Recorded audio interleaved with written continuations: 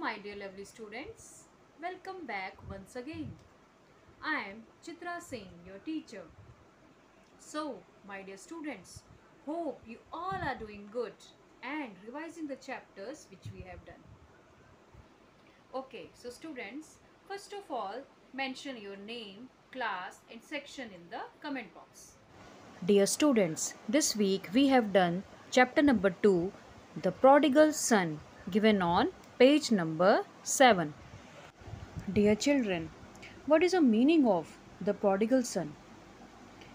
Prodigal son means a son who has left his family in order to do something that the family disapprove of and has now returned home feeling sorry for what he has done.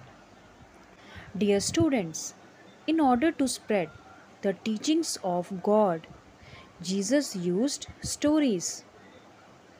So children, Jesus told this famous story of the prodigal son. So students, let me show you a video to understand the story of this chapter, the prodigal son.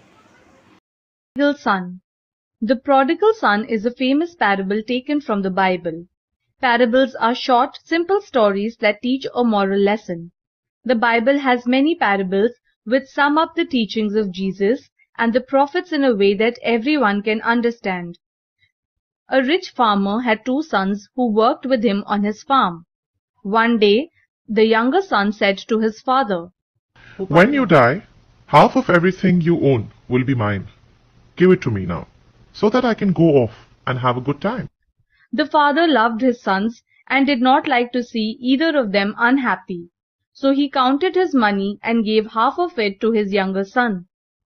A few days later, the son packed his belongings and bags of gold. Mounting his horse, he waved goodbye to his father and brother and set off.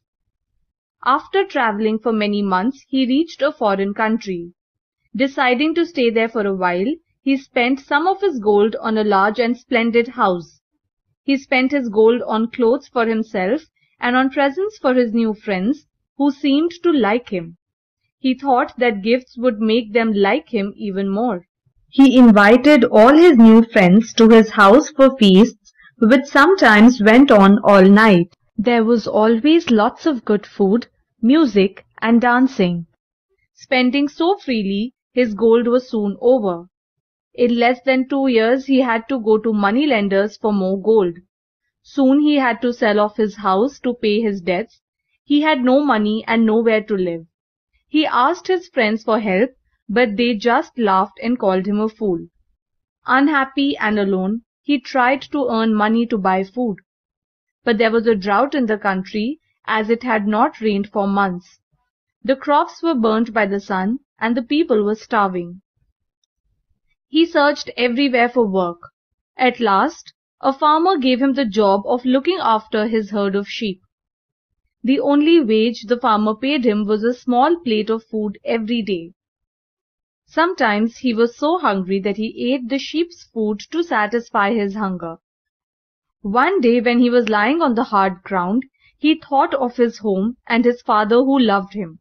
He remembered that his father's servants lived in comfortable houses and had plenty to eat. "How many of my father's servants have more than they need?" he said to himself. "While here I am, dying of hunger, I will go back to my father and say, 'Father, I am no longer worthy to be called your son. Let me come home and be treated as one of your servants.'" The young man stood up and set off for home. It was a very different journey from the one he had made 2 years before. Although he was dirty, barefoot and ragged, his father recognized him from a long way off. Overjoyed, the old man ran to meet his son. "Father," cried the young man. "please forgive me." The old man threw his arms round his son and kissed him.